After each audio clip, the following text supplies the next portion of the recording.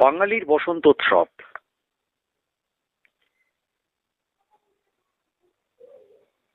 আমের বোলের মাদক গন্ধে বেসামাল হওয়া, ফাগুনের রোদ কচি শিশু গাছের পাতায় যেন আকুল বিকুল করছে। দিক চক্রবালে লাল হলুদ কমলা উৎক্ষিপ্ত সব রং, জাম লিচু বা পাতাহীন আমড়া গাছের ডালে ভরা মুকুল, থোকা থোকা সজনে ফুলে মধুমাছি, পাখির ঠোঁটের টোকো খেয়ে ঘাড়ে মাথায় টুপটাপ পড়তে শুরু করছে পলাশ, শিমুল গাছ শুরু করেছে তুলো ওড়ানো, শাল ফুল ঝরছে নিঃশব্দে। অনেক দূর থেকে যে ডাকটা ভেসে আসছে কুহু কুহু করে বসন্তের দূত কোকিলের। এইটি হচ্ছে বসন্ত উৎসবের উপস্থাপনা হিসেবে বলা যেতে পারে। এটুকুনি বলাই যথেষ্ট। তাই এই বসন্ত মানেই রাঙিয়ে দেওয়া, তাই রাঙিয়ে দিয়ে দাও। এই রাঙিয়ে দিয়ে যাওয়ার যে কথা আজকের দিনে, সেটা আমরা শুনবো। বিভিন্ন অনুষ্ঠানকে আমরা দেখাবো এই দক্ষিণ 24 পরগনা তথা সুন্দরবনের বিভিন্ন অঞ্চলের। কিছু কিছু আপনারা অনুষ্ঠান দেখতে পাবেন, সেগুলো আমরা দেখাবার চেষ্টা করছি। তার আগে এই বসন্ত নিয়ে, যদিও আমি কবি নয়, কিন্তু জানি না কাল যখন সুন্দরবনের প্রত্যন্ত প্রান্ত থেকে যখন ফিরছি, যে চাঁদের আলো, যে চাঁদকে ভোলা যায় না, যেন মনে হয় যেন পুরো থালা, আর তার যে ঔজ্জ্বল্য সে চিন্তা করা যায় না। তাই আমরা কথায় বলি না, আজ আমাদের নাড়া পোড়া, কাল আমাদের দোল। অনেকে ন্যাড়া বলে, ন্যাড়া নয় নাড়া, অর্থাৎ ধান যখন শুকিয়ে যায় বাদায়, যারা গ্রামের মানুষ তারা জানেন সেই নাড়াটাকে পোড়ানো, তার থেকেই হচ্ছে ন্যাড়া পোড়া শব্দটা হচ্ছে এসে গেছে এদের মুখে। কিন্তু ন্যাড়া নয়, নাড়া পোড়া, অর্থাৎ একটা বাঁশ বা কঞ্চির আগায় ওই যত খড় ফড় পাতা ফাতা এগুলো দিয়েই সেগুলো সাধারণত পোড়ানো হয়। সেটা হচ্ছে কালকে ছিল সেই চাঁচর অনুষ্ঠান। এবং দোল এলেই প্রচলিত এই কথাগুলো বলতে শোনা যায় যে আজ আমাদের নাড়া পোড়া, কাল আমাদের দোল। কেননা চাঁচরে নাড়ার ব্যবহার এবং এই নাড়া চাঁচর নামেই পোড়ানোটাই চাঁচর নামেই প্রচলিত। আজও গ্রাম বাংলায় চলে চাঁচর জ্বালানোর প্রথা। মূলত বসন্ত মানেই পাতা ঝরার দিন। পূর্ণমুচি এই সময় তার সমস্ত পাতা ঝরিয়ে দেয়, যাতে সেই জায়গায় নতুন পাতা গজাতে পারে। ঝরে পড়া শুকনো পাতার আস্তরণ পড়ে গাছতলায়, আর সেই পাতা পায়ে মারানোর শব্দ জানান দেয় হেঁটে যাচ্ছে কেউ। সেই পাতার স্তূপই হয়ে ওঠে সহজ দাহ্য জ্বালানি, যা চাঁচড়ে জ্বালিয়ে ব্যবহার করা হয়। মূলত ছোটরা উৎসাহিত হয়ে তার ব্যবস্থা করলেও অংশ নেয় বড়রাও। দোলের আগের দিন সকাল থেকে চলে তার প্রস্তুতি।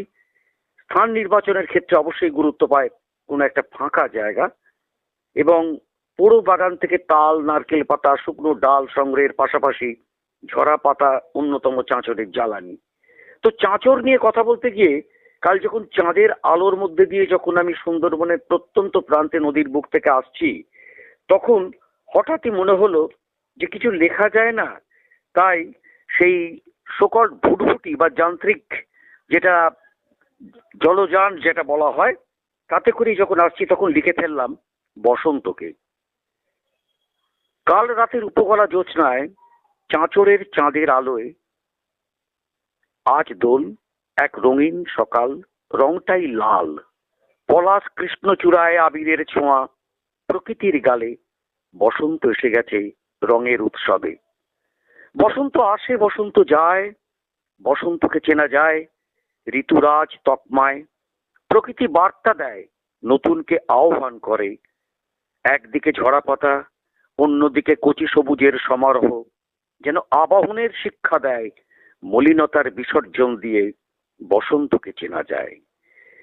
প্রকৃতিতে রং লাগে আকাশে বাতাসে, কোকিলের কুহু কুহু ডাকে।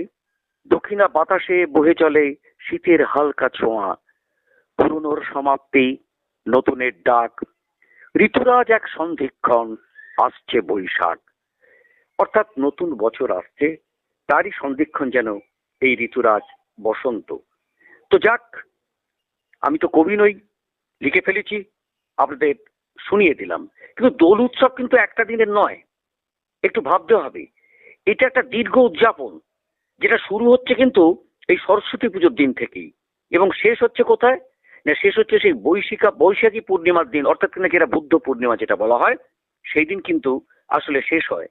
এই বৈশাখী পূর্ণিমায় যখন যেটা শেষ হয়, তখন কিন্তু সেটা কিন্তু এই রং নিয়ে খেলা নয়, তাকে বলা হয় ফুলদোল। আর ফুলদোল রং নয়, শুধু ফুলই এখানে উপজীব্য। এখানে একটা ছোট কথা আমি আপনাদের জানিয়ে দিলাম, হয়তো অনেকে জানেন, যারা জানেন না তাদের জন্যই একটু জানিয়ে দেওয়ার প্রয়োজন বোধ করলাম। এবার আসি আরেকটু এই বসন্ত প্রসঙ্গে।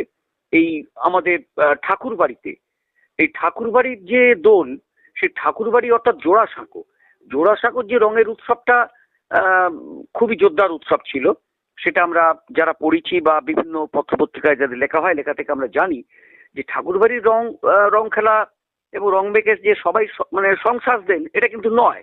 ছোটরা অংশ নিলেও বড়রা অনেকেই রং খেলতেন না, তবে ছোটরা পায়ে যে আবির দিয়ে যেত, সেই আবিরের ছোঁয়াতেই তাদের দোল পর্ব সাঙ্গ হতো, সত্যি সাঙ্গ হতো। তাই বসন্ত জাগ্রত দ্বারে, প্রকৃতির রূপ বদলের সঙ্গে সঙ্গে ঠাকুর বাড়িতে শুরু হয়ে যায় বসন্তোৎসব উদযাপনের প্রস্তুতি। তো আমরা এই প্রসঙ্গে একটা কথা বলি, যে এই বসন্ত উৎসবকে নিয়েই কবিগুরু রবীন্দ্রনাথ তিনি একটা এই গীতিনাট্যের বই বসন্ত বলে তিনি কিন্তু প্রকাশ করেছিলেন। কবি অত্যন্ত স্নেহ করতেন কাজী নজরুল ইসলামকে। বিদ্রোহী কবি তখন কারারুদ্ধ, রবীন্দ্রনাথের অনুরোধে উৎসর্গ করা বই কারাগারে পৌঁছে দিয়েছিলেন পবিত্র গঙ্গোপাধ্যায়। রবীন্দ্রনাথ বই উৎসর্গ করেছেন জেনে আনন্দে আত্মহারা হয়েছিলেন নজরুল। প্রথমে জেলের ইউরোপিয়ান ওয়ার্ডার বিশ্বাস করেননি, পরে বুঝতে পেরেছেন সত্যিই পোয়েট টেগোর এই বন্দিকে বই উৎসর্গ করছেন। তাহলে বন্দি থাকা মানুষটার তো একদম অপাঙ্ক্তেও নয়, নিশ্চয় দাম আছে। এই বুঝতে পারার পর এক মুহূর্তের জন্য হলেও গারদের দরজা খুলে দিতেন সেই ওয়ার্ডার। বসন্ত হাতে পবিত্র গঙ্গোপাধ্যায় গারদে প্রবেশের পর নজরুল তাকে জড়িয়ে ধরে আনন্দে নাচতে শুরু করেছিলেন। নাচতে গিয়ে বইটা পড়ে গিয়েছিল মাটিতে। মাটি থেকে তুলে মাথায় ঠেকিয়ে নজরুল বুকে চেপে ধরেছিলেন রবীন্দ্রনাথের বসন্ত। চিন্তা করুন, কি শ্রদ্ধা, কি ভক্তি! নজরুল মাথায় তুলে নিয়েছিলেন। আর এই শান্তিনিকেতনের যে বসন্ত উৎসব, তা কিন্তু প্রথম যেটা যার মাথায় এসেছিল, তিনি কিন্তু নিতান্ত বালক, তিনি কবিপুত্র সমীন্দ্রনাথ, এবং তারই ছোট মাথায় এই বড় ভাবনা কিন্তু হয়েছিল।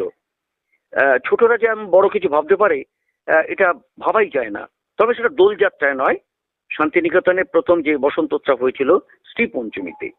তো একটু ইনফরমেশন দেওয়ার ফাঁকে আরো একটা কারাগারের গল্প বলি, যে গল্পগুলো শোনা যায় না এই বসন্ত উৎসবে। বসন্ত উৎসবে যেটা শোনা যায়, তার বাইরে কিছু কথা যদি বলা যায়, আমার মনে হয় যে আপনাদের ভালো লাগবে। আমার যেটুকুনি পড়াশোনা আছে, সেই পড়াশোনার মাধ্যমেই জানাচ্ছি। সেরকম পড়াশোনা ছাড়া তো এগুলো জানানো যায় না, তো সেটাই জানাচ্ছি। এই নজরুলের কারারুদ্ধ অবস্থায় যেটা শোনালাম, এবারে আবারে চলে আসি আর একজন, মানে বাঙালি তথা সবচেয়ে বড় জননেতা, যাকে রবি ঠাকুর পর্যন্ত মানে একেবারে দেশনায়ক বলেছিলেন, নেতাজির কথা বলি। দক্ষিণ চব্বিশ পরগনার তো উনি একটা গর্ব। তো সুতরাং আপনারা জানেন যে দক্ষিণ চব্বিশ পরগনার মানুষ নেতাজি, অর্থাৎ সুভাষচন্দ্র বসু, তার কথাটা একটু বলি। এই দোলকে নিয়ে কিরম ব্যাপারটা হয়েছিল, এটাও জানলে আপনারা বেশ খুশি হবেন। এই এখন যে মানে আজকের যে দোলটা দেখছেন বা অনুভব করছেন, আজ থেকে 100 বছর আগে যে দোলটা হয়েছিল, সেটা কিন্তু ফেব্রুয়ারি মাসে হয়েছিল। এবং সেই ফেব্রুয়ারি মাসে 26শে ফেব্রুয়ারি যে দোল হয়েছিল, তা তখন নেতাজি তখন কিন্তু বার্মা জেলেতে তখন তাকে আটকে রাখা হয়েছে। বার্মাতে জেল, অর্থাৎ এখন যেটা মায়ানমার যেটা বলা হচ্ছে, সেখানে তাকে আটকে ছিলেন। এবং তিনি দেখা যাচ্ছে যে এই বন্দি থাকাকালীন তিনি বার্মার যে মুখ্য সচিব, হ্যাঁ, তাকে চিঠি লিখেছিলেন তিনটে ধর্মীয় গুরুত্বপূর্ণ অনুষ্ঠান বিষয়েতে। শুনে রাখুন, সরস্বতী পুজো, হোলি ও দোল পূর্ণিমা উৎসব এবং দুর্গা পুজো তারা এখানে পালন করতে চায়, এবং এই উৎসবের খরচ আদায়ের দাবিও তিনি জানিয়েছিলেন। এবং তিনি বলে দিয়েছিলেন যে কলকাতার আলিপুর জেলে খ্রিস্ট উৎসব পালনের জন্য কয়েদিদের ভাতা দানের কথাও তিনি মনে করিয়ে দিয়েছিলেন। কারণ ভাতা দানের ব্যাপারটা এখন আমাদের খুব টাচই মনে হবে, কেন সর্বত্রই তো ভাতা দান চলছে। সেই জন্যই এই ভাতা দানের কথা বলেছিলেন, কিন্তু এইভাবেই যে কেন না ওখানে কিন্তু এটা দেওয়া হয়। স্বাভাবিকভাবে সেই শতবর্ষ আগে দোল উৎসব পড়েছিল ফেব্রুয়ারি মাসেই, এবং নেতাজির লিখন অনুসারে 26শে ফেব্রুয়ারি পরবর্তী দুদিন হোলি উৎসব সম্পন্ন হবে। এবং এই উৎসব বাবদ যে খরচ সরস্বতী পুজোর চেয়ে একটু বেশি, মানে কোনো মতে 100 টাকার মতো। আসলে নেতাজির কাছে ছিল উৎসবগুলো আজকের মতো নিছক প্রায় হুজুকের নামান্তর ছিল না। তিনি এইসবের মধ্যে দিয়ে ভারতীয় সংস্কৃতি মূল্যবোধকে হাতিয়ার করে দেশবাসীকে নবপ্রাণে এক ঐক্যসূত্রে বাঁধতে চেয়েছিলেন। তাই দোলের 10 দিন আগে 16ই ফেব্রুয়ারি আবার বার্মার মুখ্য সচিবকে এই অসহযোগিতার কথা সাকেতে জানিয়ে লিখেছিলেন, আমাদের কাছে ধর্ম নিছক সামাজিক সম্মিলন, বুদ্ধিবিলাস বা ছুটির দিনের উৎসব নয়, এটি সপ্রাণ। চিন্তা করে দেখুন, আমরা সে কথাটাও আপনাদের জানালাম, যেটুকুনি পড়ে যেটুকুনি জেনেছি। বেশি বলার কোনো প্রয়োজন নেই। কিন্তু এই সময় যেসব বিপ্লবীরা সেই জেলেতে ছিলেন তাদেরও স্বাক্ষরকে উল্লেখ করতে হয়, যেমন ত্রিলক্ষনাথ চক্রবর্তী, সতীশচন্দ্র চক্রবর্তী, সুরেন্দ্রমোহন ঘোষ। এই যে বিপ্লবীরা যারা ছিলেন, সত্যেন্দ্রনাথ মিত্র, বিপিন বিহারী গাঙ্গুলি, মদন মোহন ভৌমিক, জীবনলাল চ্যাটার্জি, আজকের দিনে এটাও কিন্তু স্মরণ করার দরকার আছে। হুজুক করে করলে হবে না, শুধু হুজুক করে দোল করলেই হবে না। দোলের মধ্যে সৃষ্টিশীলতা চাই। দোল উৎসব পালন করুন, সেটা যেন তার মধ্যেও যেন সৃজনশীলতা থাকে। এবং আমরা আশা করব আনন্দ করুন, দোলে মাতুন, আরো আনন্দ করুন। কিন্তু তার মধ্যে দেখতে হবে যে আমরা ঠিক কোন জায়গায় কিভাবে আনন্দ করছি, যে আনন্দটা যেন অন্যের কোনো দুঃখের কারণ না হয়। বিশ্বকবি রবীন্দ্রনাথ লিখেছিলেন, দোল মানিকে চৈতন্যের কথা মনে পড়ে। শ্রী চৈতন্যদেব সমস্ত মানবকে আপন করেছিলেন। তিনি বিস্তৃত মানব প্রেমে বঙ্গভূমিকে জ্যোতির্ময়ী করে তুলেছেন। অহিংসা, ত্যাগ, প্রেম ও মানবতার অত্যুজ্জ্বল আলোকে মহাপ্রভুর মহান আদর্শের প্রভাব ভারতের জাতীয় নেতাদের জীবনকেও কি গভীরভাবে প্রভাবিত করেছিল। তার জাতির জনক মহাত্মা গান্ধীর একটিমাত্র উক্তিতে পরিস্ফুট। তার কণ্ঠে জোরালো ঘোষণা ছিল, মহাপ্রভু নিখিল প্রেমিকের শ্রেষ্ঠ রাজকুমার। জনজীবনে মহৎ ভাবনা সঞ্চারিত করার যোগ্যতায় ও নেতৃত্বে শ্রী চৈতন্য দেবের তুলনায় রামমোহন রায়ের মতো বিরাট কৃতিত্বের মানুষও বস্তুত একজন পিকমি, আমি তো কর ছাড়। দেশবন্ধু চিত্তরঞ্জন দাস জানিয়েছেন, আমার জীবনে পরিবর্তন এনেছেন শ্রী গৌরাঙ্গদেব। শ্রী গৌরাঙ্গের আত্মহারা প্রেম মূর্তি তার সব কুসংস্কার, সব দোষ দূর করে দিয়েছে ও দিচ্ছে। ভারতীয় জাতীয়তার চৈতন্যবাণীর প্রাসঙ্গিকতা নিয়ে দার্শনিক প্রবর সর্বপল্লী রাধাকৃষ্ণ কি বলেছেন, যে বর্তমান ভারতের কল্যাণ রাষ্ট্র গঠনে মহাপ্রভুর অবদান গ্রহণের একান্ত প্রয়োজনীয়তা আছে।